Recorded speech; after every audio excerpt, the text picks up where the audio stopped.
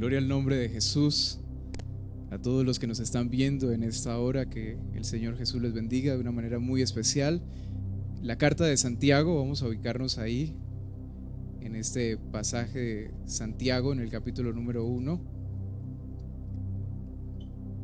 Ahí en casa, usted, junto a su familia, vamos a leer estos primeros versos de la carta de Santiago y reflexionemos juntos un momento sobre los pasajes que están aquí, esos versos que escribe el anciano Santiago a la iglesia. El verso 1, el verso 2 y el verso 3 hasta el verso número 4 dice la palabra del Señor así: Santiago, siervo de Dios y del Señor Jesucristo, a las 12 tribus que están en la dispersión, salud. Hermanos míos, tened por sumo gozo cuando os halléis en diversas pruebas, sabiendo que la prueba de vuestra fe produce paciencia. Mas tenga la paciencia su obra completa, para que seáis perfectos y cabales, sin que os falte cosa alguna. Quisiera compartir también con ustedes otras variantes, otras versiones a todos los amigos. Las Biblias tienen diferentes versiones, no cambian el mensaje, pero pueden variar algunas palabras que nos ilustran más el contenido. La que acabo de leer es la Reina Valera del 60, que es la versión que usa la mayoría de personas, pero quisiera ilustrar un poco más esta idea con otras versiones, que es la Dios habla hoy, y dice: hermanos míos, ustedes deben tenerse por muy dichosos cuando se vean sometidos a pruebas de toda clase, pues ya saben que cuando su fe es puesta a prueba, ustedes aprenden a soportar con fortaleza el sufrimiento. Pero procuren que esa fortaleza los lleve a la perfección, a la madurez plena, sin que les falte nada. No se puede medir la vida si ésta no ha sido sometida a las pruebas. De cierta manera, las pruebas hacen parte de la vida, hacen que la vida pueda tener esa parte completa. Alguien dijo en alguna ocasión: la vida sin prueba no es vida. Lo que menos desea la gran mayoría de las personas, por no decir el 100% de ellas, es considerar que la vida tenga esta serie de acontecimientos que no anhelamos. No nos levantamos una mañana pensando que vamos a tener un día difícil, no nos levantamos un día pensando que íbamos a tener una pandemia y que esto nos iba a tener en una situación como estas. No es algo que piensas finalizando un año y diciendo: este año será el año más caótico que vamos a tener. Al contrario, lo que más deseamos es que sea el año de alcanzar cosas, de lograr cosas, de avances, de triunfos, de crecimiento, pero no pensamos en esto. Cuando se escribe la carta de Santiago, alrededor del año 45 al año 51, se está viviendo una cadena de situaciones bastante preocupantes en la comunidad de la época. El apóstol Santiago empieza diciendo a las 12 tribus que están en la dispersión, que están huyendo, que se encuentran dispersas. Era época de persecuciones, era época de asesinatos de creyentes en aquel hombre que había ido a la cruz a morir por parte del Imperio Romano. ¿Sabe? Podrías esperar cualquier otro tipo de comienzo en una carta de estas, más en una situación tan delicada como la que estaban viviendo. Es como decir justo ahora, cuando el mundo está en crisis, decirles a ustedes: tengan por sumo gozo en medio de esta crisis. Espero otro tipo de palabras, espero al menos un poquito más de empatía a la situación. De cierta manera se puede llegar a pensar que este pastor anciano es alguien insensible al llamar a los creyentes a tener alegría cuando todo estaba saliendo pésimo. Alguien podría decir: ¿qué clase de hombre puede pedirle a alguien que se goce cuando está sufriendo? ¿Quién puede gozarse en una calamidad? ¿Quién puede gozarse en un funeral? ¿Quién puede gozarse cuando tiene que estar recluido en casa sin saber qué va a pasar mañana, sin tener que comer, sabiendo que un familiar ha enfermado, sabiendo que su ciudad está cayendo a pedazos por un virus, sabiendo que su país está cayendo a pedazos por un virus, sabiendo que la humanidad está cayendo a pedazos por un virus? ¿Quién puede pedir alegría en tiempos como esos? Algunos podrían decirle a Santiago: ¿acaso te olvidas que ayer mataron a mi esposo en un circo romano? ¿Cómo me pides que tenga sumo gozo? ¿Olvidas que a mi hijo lo asesinaron? ¿Te olvidas que hemos perdido nuestras casas? ¿Olvidas que tenemos que vivir en estas montañas padeciendo hambre, sufriendo el frío y la angustia de los galopes de esos caballos romanos que anuncian muerte en su camino? ¿Cómo me pides que tenga sumo gozo? ¿Cómo me dices que me goce cuando no sé qué voy a comer? Cuando no sé qué va a pasar con mi vida, con mi familia, con mi empresa. Y entonces hay un pastor anciano diciendo: tened por sumo gozo. ¿Cómo puedes pedirnos esto, Santiago? Hoy quisiera hablarles a ustedes con este tema llamado gozo en medio de las pruebas. La palabra que usa aquí, la versión que leímos, dice tened. Tened es un verbo imperativo. No es tengan, es tened. Es traducido también como considerar o reconsiderar la situación que estás viviendo. Entonces, el gran conflicto de los hombres no está en lo que les pasa en su alrededor, no es un asunto externo, sino que el conflicto de todos los hombres está en todo lo que se genera en su interior, en su perspectiva de las cosas, en su mirada de la vida, en su mirada de las pruebas, en su cosmovisión del mundo, en eso que deja que se anide en su pensamiento. El maestro dice: es lo que entra en el hombre lo que le hace, no es lo que entra en el hombre lo que al hombre le hace daño, sino todo lo que sale de él. Es lo que genera en su pensamiento. Se hace una idea, luego se convierte en un principio, se establece una convicción y después se hace un estilo de vida. El proverbista diría: tal es el pensamiento del hombre, tal es el hombre. Santiago nos está diciendo entonces con esta palabra: hey, reconsidera lo que estás viviendo. Míralo desde otra perspectiva. No es lo que parece a tu visión humana. No es esta una razón para caer. Esta puede ser una razón para levantarte. No es lo que tú consideras humanamente. Es poder cambiar la óptica de las cosas. ¿Sabe? Para el mundo las pruebas, para otras personas las pruebas son retraso.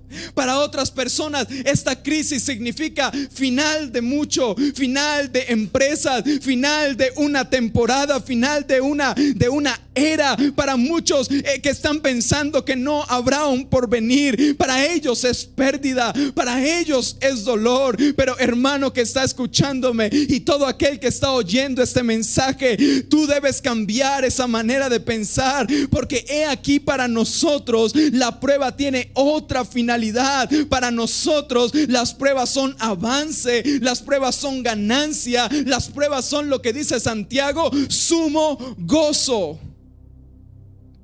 Un sabio dijo: todas las calamidades de la vida tienen un solo objetivo: acercarnos al Creador. Todo lo que pasa en la vida tiene un solo propósito, amigo y hermano, y es conocer a Dios en medio de todas las circunstancias de la misma. Y el gran maestro Pablo dice en una de sus cartas a los romanos, en la versión de la NBI y en la versión de la Reina Valera: a los que amamos a Dios, todas las cosas nos ayudan a bien. Y cuando habla de todas las cosas, está haciendo referencia a todas las cosas, sean estas buenas, sean estas no tan buenas, sean estas agradables o sean estas no tan agradables. ¿Sabe? La nueva versión internacional, que es una versión que consulto mucho, dice: todas las cosas actúan para bien de los que le aman a Él. Todas las cosas tienen una razón de ser. Y si estamos viviendo esto, no es al azar. Dios no juega a los dados. Dios no está en el cielo con unos dados diciendo: si cae doble 6, hago tal cosa, y si cae doble 3, hago la otra. No, Dios no es un Dios que juega a las circunstancias. Dios se mueve a través de propósitos, y todas las cosas son hechas por Él y para que nosotros le conozcamos a Él en todas las cosas. Así que yo le invito en esta hora a que no se precipite precipite a murmurar, a que no se precipite a quejarse, a que no se precipite a lamentarse y a desesperarse, porque hay un propósito detrás de cada experiencia de la vida. Dios no es un Dios cruel. Nuestro Dios no es un Dios cruel. Él hace todas las cosas bajo una intención y que todo actúe para nuestro bienestar. Algún tiempo atrás les estuve hablando que este es el tiempo de avivamiento, el tiempo de surgir de la muerte a la vida. Es tiempo de volver a replantear todas las cosas y volver a ese fuego que arde en nuestro corazón y que nos conecta a la presencia de Dios. Santiago nos dice: ¡hey! Ten cuidado con tu actitud cuando te encuentres en diversas pruebas. Yo sé que estás sufriendo, pero reconsidera la situación, porque ello influirá en tu manera de actuar. Párate un momento antes de decir que no hay nada por hacer, antes de quejarte, antes de ir a llorar por la desesperación. Para un momento y reconsidera esto, porque esto es razón para sumo gozo. La Biblia nos muestra una misma calamidad y dos actitudes diferentes. Analicemos la vida de Job y la de su esposa. Muchas personas se atreven a juzgar a la mujer de Job. Algunos tienen el atrevimiento de señalarla como si fuésemos mejor que ella en una situación como esas. Algunos se atreven a decir: qué mujer tan insensata. Pero lo que pasa es que muchos no han tenido que perder a 10 hijos en un mismo día. Lo que pasa es que muchos no han tenido que ver a su esposo muriendo enfermo desde la coronilla de su cabeza hasta la planta de sus pies. Lo que pasa es que muchos no han perdido su estatus de máxima posición social y quedar en la nada. Y por eso quizás se atreven a señalar a la mujer de Job. Humanamente podemos entenderla. Cualquiera en una situación como esas quedaría devastada, quedaría arruinada y sin nada que esperar, ni de Dios ni de la vida. Pero ¿sabe algo? Aunque no estoy aquí para juzgar a la mujer y tratar de comprenderla, es algo que podemos hacer humanamente. También hay otra persona que está sufriendo, porque todos a la verdad hemos sufrido de alguna forma. Y todos en esta situación de pandemia estamos llevando una carga, estamos sintiendo la angustia, la ansiedad, la desesperación. Y está bien por aquellos que lloran desesperadamente sin saber qué hacer. No los vamos a juzgar por ello. Pero sabe, a pesar de la amargura de su alma, también hay un hombre en ese mismo lugar, con una misma situación, con el mismo dolor. También eran hijos suyos, también es su posición social. Sus amigos vienen a recriminarle, sus amigos en lugar de apoyarle vienen a decirle: Job, tú eres un pecador, por eso te está pasando lo que te está pasando. Confiesa tu pecado para que Dios te perdone. El dolor de escuchar a tus amigos decir esas palabras. Pero sabe, también hay algo en Job, y es que el enfermo es él. Él es el que no se puede recostar a ninguna parte. Él es el que no puede estar ni sentado, ni parado, ni acostado. No puede estar de ninguna manera. El hombre que clamaba día y noche para que ese momento no llegara. Pero saben, llegó un día cualquiera, cuando menos lo esperas, cuando menos te lo imaginas. Vienen a decirle a Job: tus animales han muerto, has perdido esto. Y está bien, puedo superar una pérdida económica. Pero cuando vienen a decirle a Job: tus hijos han muerto también, eso es otra manera de ver la vida. Y están viviendo la misma situación. Una mujer está diciendo: oye, maldice a Dios y muérete. Y es entendible quizás su reacción. Pero este hombre, en lugar de tomar esa posición, en lugar de maldecir a Dios, en lugar de irse en contra de Dios, toma una actitud distinta. Uno se descompensa por lo sucedido, otro cae al suelo y adora al creador del universo y dice las palabras más célebres: Dios me lo dio todo y Dios me lo puede quitar todo. Él sea bendito para siempre. Mujer, sabemos recibir de Dios las cosas buenas. ¿Cómo no vamos a aprender a recibir de Dios también las malas? Reconsidera cuando estés en diversas pruebas. Si de Dios sabemos recibir lo bueno, ¿cómo no sabremos recibir lo malo? Todo tiene un propósito. Job comienza a cuestionarse muchas cosas en medio de este libro. Se lo puede leer si quiere. Y comienza a hacer un discurso, el segundo discurso, el tercer discurso. Y por allá en los últimos capítulos, Dios le responde a Job y lo pone en su lugar. Y luego Job tiene que decir: oh Señor, yo de oídas te había oído. Oh, yo era un creyente, pero ni siquiera sabía en qué creía. Yo había escuchado de ti, había oído historias, había escuchado de grandes hazañas, pero nunca te había conocido. Y gracias a esta dificultad, gracias a esta prueba, gracias a la confrontación más profunda de mi alma, ahora mis ojos te ven. Ahora entiendo que hay una razón del por qué viví esto, y es que me había convertido en un creyente de oídas, me había convertido en alguien intelectual de concepto, pero ahora te he vivido, Señor. Una de las palabras de Job es: ¿quién me diera saber dónde hallar a Dios e ir y presentarle mi queja delante de él? Y pues encontró Job a Dios y le presentó su queja, y pudo reaccionar y darse cuenta que había una razón detrás de lo que estaba viviendo. Así que, hermano que está ahí en casa, tened por sumo gozo. La palabra sumo es una palabra superlativa, eleva las cosas a su máximo nivel. ¿Sabe qué nos quiere decir esta palabra sumo gozo? Nos quiere decir: deja de ser una persona circunstancial. No puedes ser un creyente circunstancial. No puedes cantar alegremente cuando todo va bien y caerte en el abismo cuando todo va mal. No puedes ser un creyente de Jesús cuando Jesús hace milagros y darle la espalda cuando está en la cruz. No puedes vivir feliz solo dependiendo de tus circunstancias. No. Hay gozo en nosotros, y es un gozo que no viene de lo que vivimos. Hay un gozo que el mundo no puede dar, que no da el dinero, ni la comodidad, ni la salud. Hay un gozo que no vamos a poder recibir de las circunstancias, y como no lo recibimos de las circunstancias, tampoco nos lo puede quitar. Es un gozo que viene de Dios. Santiago está diciendo: yo sé, es verdad, entiendo la situación. Sé que tu esposo murió ayer. Yo sé que tu hijo está en tus brazos muerto, y que no tenemos dónde vivir, porque yo también perdí mi casa, porque también estoy huyendo con ustedes, porque también soy perseguido.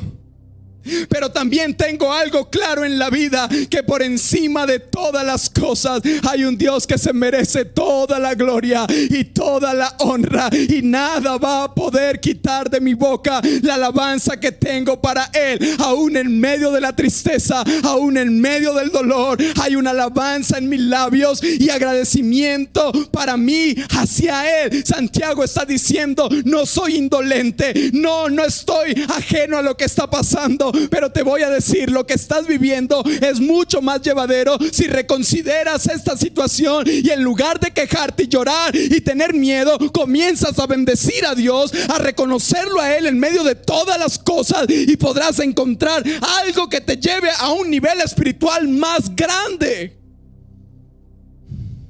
Y el verso 3 dice: porque la prueba de su fe les produce paciencia. Porque lamento decirles, no es color de rosa la vida. Y la paciencia es saber esperar. Es saber esperar en medio del dolor. Paciencia viene de una palabra latina que es patiens, aquellos que esperan en el sufrimiento, aquellos que saben confiar, aquellos que no se desesperan, aquellos que no pierden el control, aquellos que aunque la tierra tiemble, ponen su confianza en el creador del universo. Porque los que confían en Jehová son como el monte de Sión, que no se mueve, dice la escritura. La paciencia también está conectada a otra palabra, y es la palabra perseverancia. Ya no avanzamos solo si todas las cosas salen bien. No, ahora nos mantenemos por algo mucho más grande que simplemente vivir días buenos. No somos personas que vivimos por los buenos momentos. El escritor de la carta dice: ya no andamos por vista, ahora andamos por fe. Y la fe es la certeza de las promesas que Dios ha hecho para con nosotros. La fe es la plena seguridad de que Dios vela por nosotros. La fe es la plena certeza de que estamos en su mano. La fe es la plena certeza que Él es la nube posesionada sobre nosotros, que provee día y noche alimento. La fe es la certeza que en medio del desierto donde no hay caminos, Él abre caminos y hace brotar ríos en la soledad. Esa es la fe, la certeza de las promesas y la convicción de lo que Él ha establecido. Y como aunque no lo vemos, sabemos que está ahí. Las pruebas nos enseñan a permanecer. Entonces se quieren ir, diría Santiago, pues no es el momento para irse. El verso 4, para terminar, dice: para llegar a su feliz término, que seamos perfectos e íntegros. Cuando nos habla de perfección, se nos está hablando de hallar madurez espiritual. No podemos ser como niños, que cuando nos dan las cosas sonreímos y cuando nos las quitan lloramos.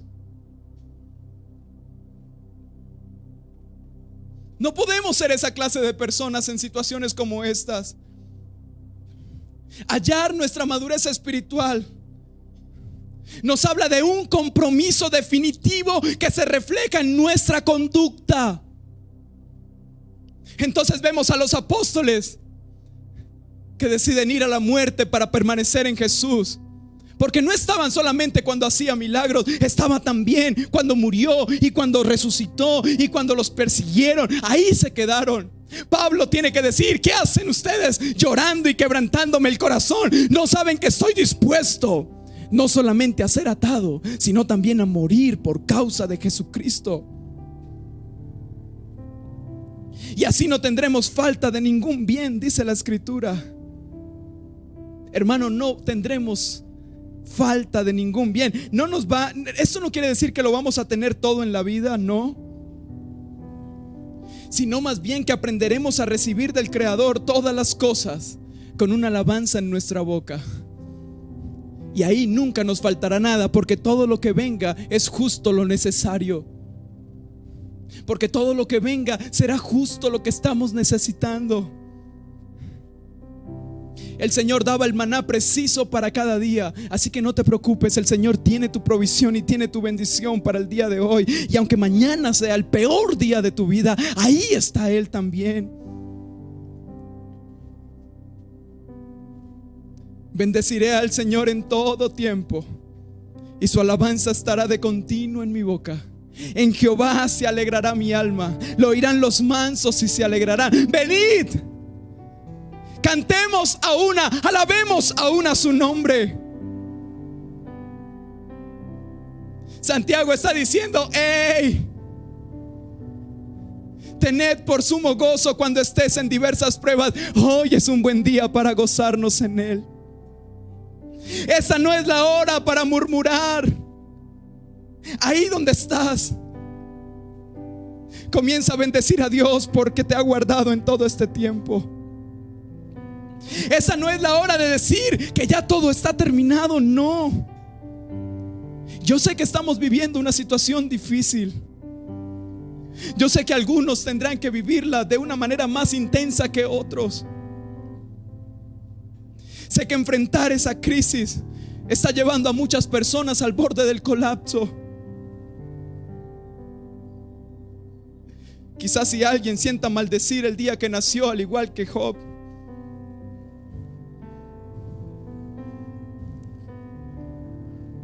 hay un pasaje en las Escrituras que dice, pero quisiera leerlo si usted ahí en casa solo se ocupa de hallar ese propósito que Dios tiene en medio de esto. Y en medio ahí con su familia comienza a darle la gloria a Él. Cual siervo jadeante en busca del agua. Así te busca, oh Dios, todo mi ser. Tengo sed de Dios, del Dios de la vida. ¿Cuándo podré presentarme ante Dios?